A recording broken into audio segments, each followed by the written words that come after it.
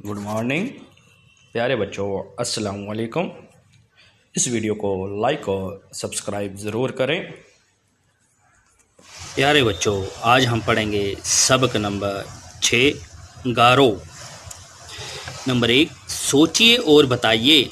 سوال: گارو قبیلے کے لوگ ایک مقام پر کیوں بسنا چاہتے تھے؟ جواب: گارو قبیلے کے لوگوں کو کھانے کی تلاش میں بھٹکنا، خراب موسم اور جنگلی جانوروں سے مقابلہ کرنا پڑتا تھا۔ اس وجہ سے گارو لوگ ایک محفوظ مقام پر رہنا چاہتے تھے۔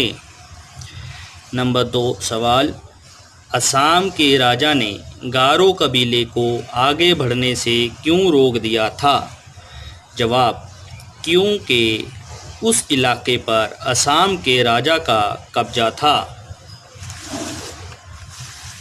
پیارے بچوں، آگے دیکھیے سوال: جاپا جلنے پا اور سکپا بونگی پا کے نام عقیدت سے کیوں لیے جاتے ہیں؟ جواب: کیونکہ ان دونوں نے گارو قبیلے کے لوگوں کو جنگل کی مشکلات بھری زندگی سے نکال کر گارو پہاڑی کی پرامن اور خوبصورت وادی میں بسا دیا تھا۔ سوال نمبر 4، گارو پہاڑی کس صوبے میں واقع ہے؟ جواب: میگھالیہ میں۔ نمبر 2 دیکھیے پیارے بچوں، نیچے دیے گئے لفظوں کی مدد سے خالی جگہوں کو بھریے۔ نمبر 1، قبیلے کے لوگ ان کی بڑی ڈیش کرتے تھے، عزت۔ نمبر 2، جلن پا اور بونگی پا نے اپنے ساتھیوں کو ہمیشہ ڈیش بڑھنے کی ترغیب دی، آگے۔ نمبر 3، گارو تہذیب ہندوستان کی ڈیش ہے، شان۔ نمبر 4، گارو قبیلہ اسے مقدس ڈیش مانتا ہے، زمین۔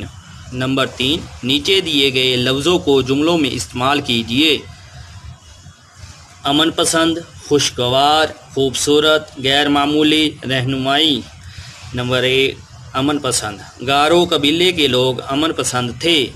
خوشگوار: آج موسم بہت خوشگوار ہے۔ خوبصورت: یہ وادی بے حد خوبصورت ہے۔ غیر معمولی: گارو قبیلے کے لوگ غیر معمولی خوبیوں کے مالک تھے۔ رہنمائی: ہمارے ملک کو اچھی رہنمائی کی ضرورت ہے۔ شکریہ پیارے بچوں۔